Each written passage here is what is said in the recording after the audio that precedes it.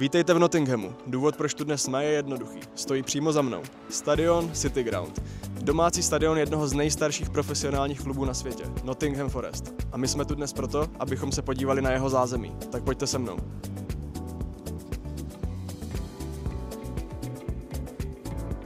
Nice. So this is the press conference room. Journalists sat here typing up their notes. We have the TVs on. Usually The owner, very sometimes rarely, or rarely. I'll see him, but I won't.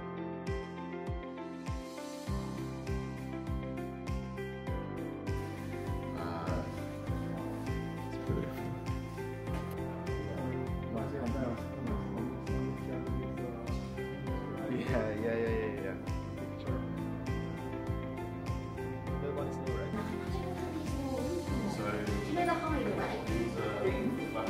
Or you watch highlights afterwards. They all stood there, cameras here. For me, I really like Ryan Yates. Ryan Yates is a great guy. Yeah, Robin that. Everything for one.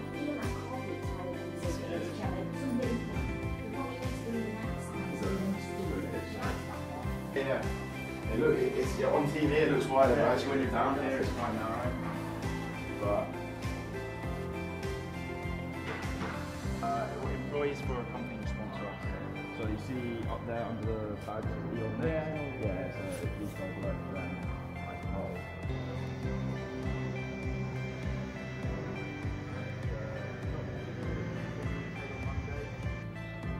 Yeah, we've got the phone bench tomorrow.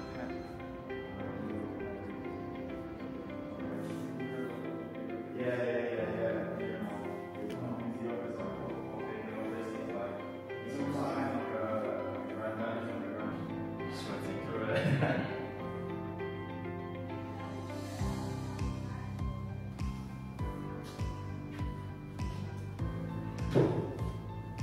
The main entrance there is the best bit. So they'll come in first of all quite early because they come. Tak jo, prohlídku stadionu jsem úspěšně absolvoval, bylo to skvělý. Alex, se kterým jsem celou tuhle prohlídku domlouval a absolvoval, tak mě poprosil, abych úplně moc těch záběrů nedával na sociální sítě a na YouTube, protože přece jenom klub si trošku chce to soukromí chránit a nechce, aby to zákulisí stadionu bylo veřejně dostupné zadarmo na internetu. Ale i tak vám sem nějakých pár záběrů dám, věřím, že vám to dokreslí tu atmosféru toho, jak to na tom stadionu vevnitř vypadá, a o to víc se pokusím teďka se sbírat záběry z okolí stadionu a pak z toho zápasu proti Manchesteru City a zkusím dělat i nějaký pěkný drone shoty a snad z toho vyleze nějaký dobrý video i tak a budu se snažit vám předat to nejlepší tady z tohohle skvělého města. Ještě vám sem hodím i nějaký prostřihy z fanshopu, kde jsem samozřejmě ukořistil šálu do soutěže, takže všichni, kdo se zapojili v předchozím videu do soutěže, tak můžete čekat na slosování. Teď se ještě přesuneme ke stadionu Notts County, což je městský rival Nottinghamu Forest a je to zároveň úplně nejstarší profesionální fotbalový klub na světě.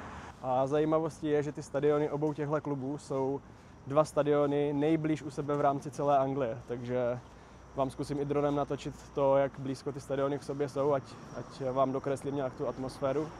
A my jdeme teďka teda směrem k Meadow Lane, což je název stadionu Notts County.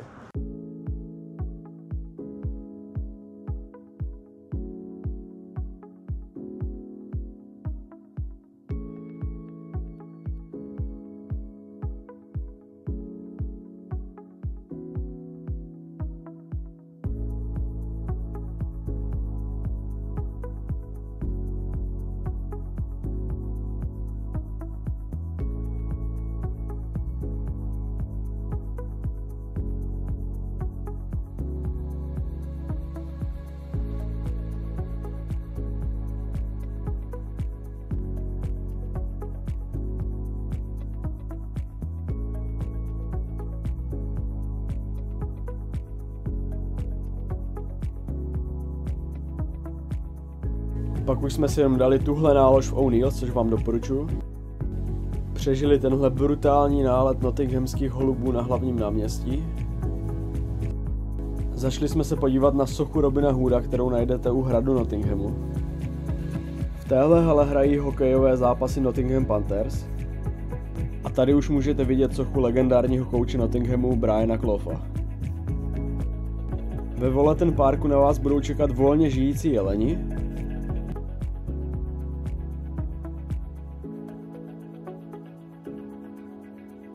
a nebo třeba tahle budova, kterou ocení zejména fanoušci Batmana. Večer jsme zakončili opět kde jinde než v O'Neill's. A pak už následoval spánek před důležitým matchdayem. Ten nemohl začít nijak jinak než pořádnou snídaní v Bill's Restaurant, kterou doporučuji každému milovníkovi britské snídaně. A následovali poslední nákupy ve fanshopu v centru města, předtím než jsme se vydali na cestu na zápas. Pak už jsme se konečně mohli vydat směrem ke stadionu City Ground. Po cestě ke stadionu potkáte spoustu zahrádek plných fanoušků Nottinghamu Forest, kde panuje výborná atmosféra. Nás však naše kroky zavedly k podniku Trent Bridge Inn.